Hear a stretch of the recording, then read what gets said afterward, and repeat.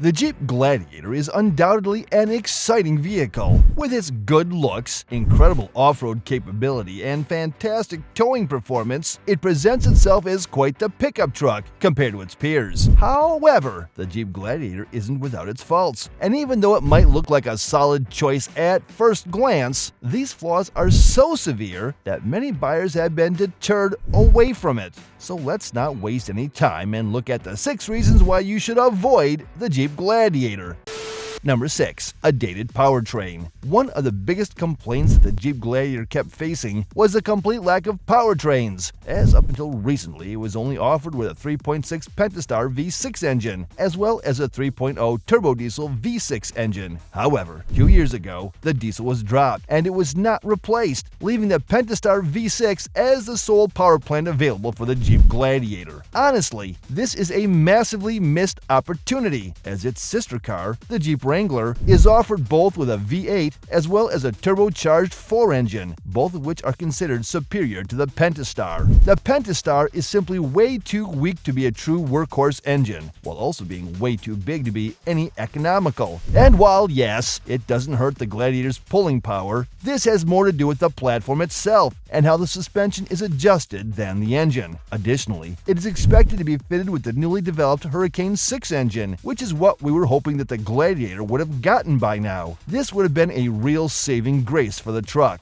as both its power and torque would have been massively amplified. Unfortunately, there is still no mention of when Hurricane 6 will appear in the Gladiator, or if it even will. Additionally, Jeep could have fitted the Gladiator with a plug-in hybrid powertrain, just like the Jeep Wrangler. However, this is still not the case. The irony is that Jeep would have benefited massively from this, as of now, only a Toyota Tacoma comes with a hybrid drivetrain, with the Ford Ranger being projected to get it in the next couple of years. Number 5. Bad interior quality. Another problem the Jeep Gladiator encountered and, for that matter, keeps encountering is its interior quality. It is simply very subpar. The pre-redesign model was a real minger in this regard, as the interior was first extremely dated and very unergonomic. You had buttons everywhere, and nothing was logically laid out, while the touchscreen infotainment screen that was used was a real drag to use. Seriously, from a technological point, it seemed more suitable for a 19th century horse carriage than a modern vehicle. Furthermore, the interior quality, or lack thereof to be precise, would make even those 80s Econo boxes blush at how bad it is. Almost everything is made from cheap, scratchy plastic, and what isn't is still of poor quality. Take, for example, the seats, which have been known to crease only after a few hundred miles. All in all, the pre-facelifted Gladiator is best avoided if you value interior experience and, above all else, your sanity. The redesigned model has improved drastically upon its predecessor. However, the interior still isn't up to par with its rivals. Sure, the Civil War era infotainment screen has been replaced with a much more modern and user-friendly unit, and all the unnecessary buttons have been removed. However, the material quality is still not all that great.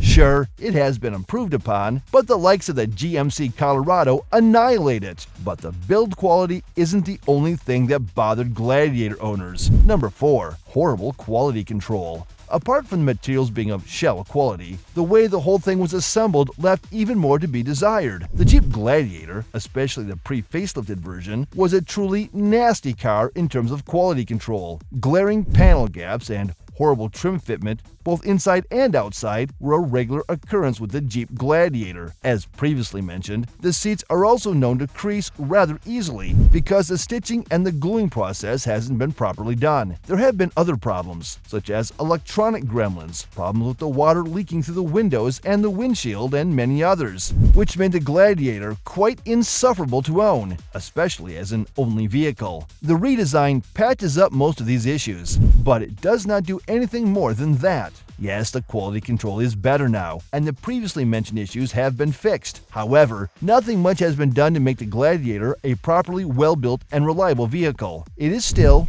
by all accounts, a very sloppy vehicle, which honestly isn't something you'd want to hear from a vehicle that presents itself as tough and rugged. Essentially, instead of being a subpar Stellantis product, the Gladiator is now a pretty average Stellantis product, which is to say, not very good. What's also not good is that this quality control issue also drags with it an even bigger problem. Number 3. Bad reliability record. Again, this is nothing out of the ordinary for Stellantis, as they have hardly been known as the makers of reliable vehicles in the past. Quite the contrary. However, nowadays, they're even worse, and both the Wrangler and especially the Gladiator have been used as a mascot for how bad Stellantis is. For starters, the engine used in the Gladiator is well known for its head gasket issues, failed crankshaft position sensors, and many more. This is coupled with the fact that the 6-speed Aisin manual gearbox also leaves a lot to be desired, as it is neither smooth nor is it reliable, known for its leaks and clutch slips. The automatic is a better bet, as it is a well-proven ZF 8-speed auto. However, it is a bit more expensive to maintain. Additionally, the rust proofing on some models is also horrible, with some units decaying in a matter of a few years, albeit this problem is much more prominent on the Wrangler than the Gladiator. Finally, the Gladiator is very expensive to maintain, and we mean very expensive. Regular maintenance is much higher than most of its rivals, and so is fixing up or swapping any body parts. If any mechanical component breaks, and it will, know that you'll have to cash out quite a bit of dough to fix it. Number 2. A very compromised ride. Now, although this is a massive problem for many buyers, before we tackle it, we have to say that we understand why Jeep took this route. You see, the Jeep Wrangler and especially the Jeep Gladiator have been revered as being very unpleasant to drive on the road. This is, of course, because of their jacked-up ride, which is coupled with a relatively soft suspension setup. This has been done to maximize off-road capabilities while allowing the vehicle to remain relatively comfortable while going over bumps. And while it does remain comfortable and capable in such situations, driving it on more open roads is truly exhausting. First of all, the steering is extremely imprecise, and you hardly know what your wheels are doing. In addition, the body roll is enormous, making the vehicle very nauseating to drive, and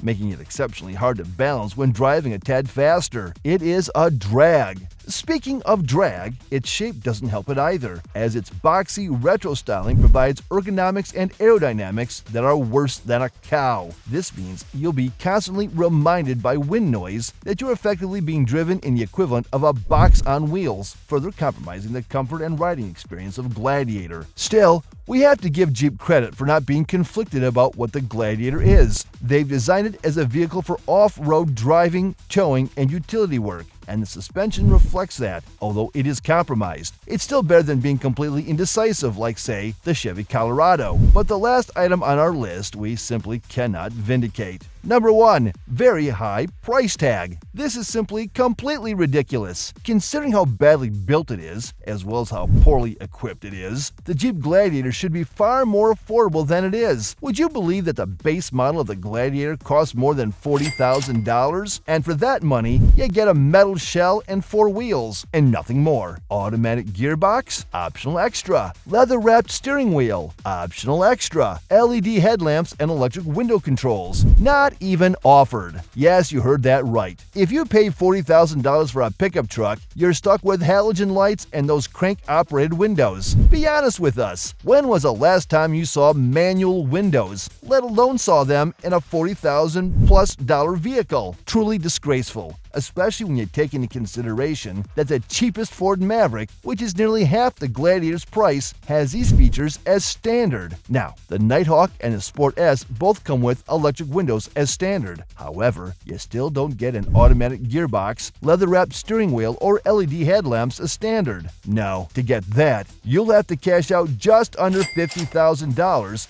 and get the Gladiator Willys, which is the only trim we'd recommend if you're keen on buying a Gladiator. But even then, the manual is an optional extra. None of the Gladiators come with an automatic gearbox, not even the range-topping ones, and you'll always have to throw an extra $2,500 to get it. For anything that is more or less expensive than the Willys, and you're not really getting enough for your money.